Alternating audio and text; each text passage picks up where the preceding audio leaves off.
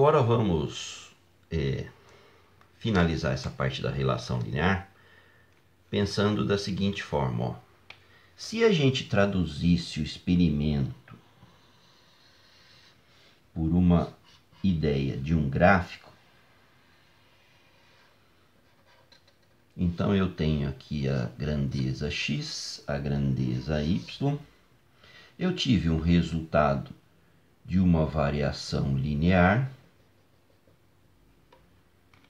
com alguns resultados do experimento que, se não estão em cima, estão muito próximos de uma reta.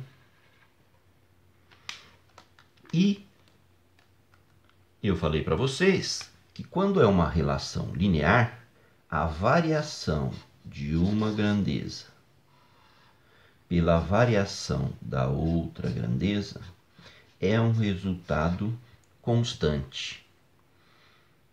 Então veja o que eu posso pensar, ó. Quando eu falo de variação, a variação, lembra, é uma diferença. Diferença entre dois lugares. E eu quero saber, ó, o que acontece num lugar qualquer aqui, ó, que eu vou chamar de x. Lógico que esse x corresponde aqui, ó, num lugar qualquer, a um valor y. Então, uma variação que eu posso fazer é o que acontece entre esse lugar qualquer e esse aqui do começo. Quanto que variou do zero até o ponto x? Quanto que variou do zero até o 10? Você fala, variou 10. É porque você está fazendo esse cara menos esse. Na verdade, a ideia, poderíamos falar assim, né? Qualquer delta x, ele é a diferença entre 2x.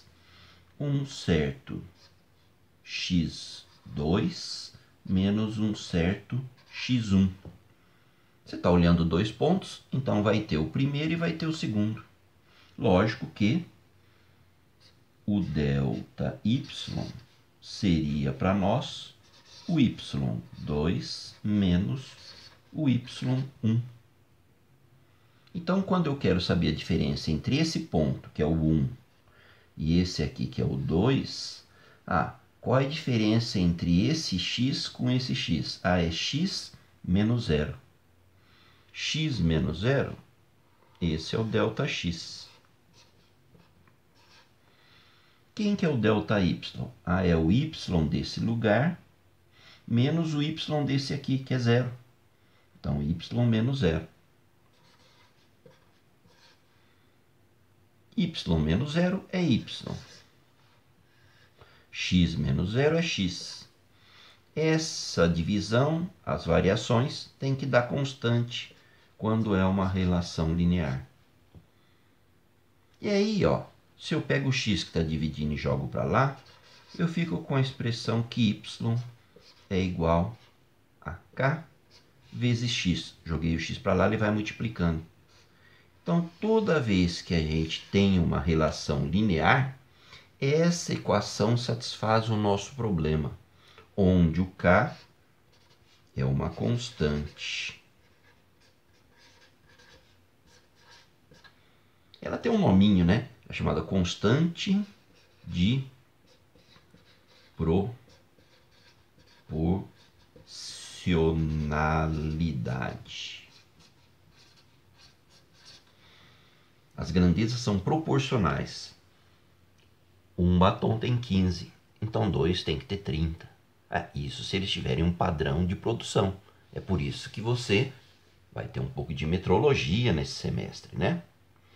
Então veja, essa relação é importante quando a gente tratar de uma relação linear, que é aquela ideia matemática em que as variações são constantes e o gráfico passa no zero.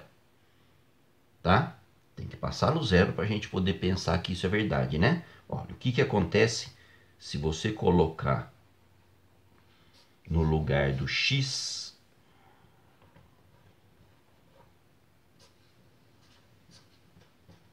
0. Se você colocar no lugar do x 0, o y vai ser k vezes 0. No lugar do x eu pus 0.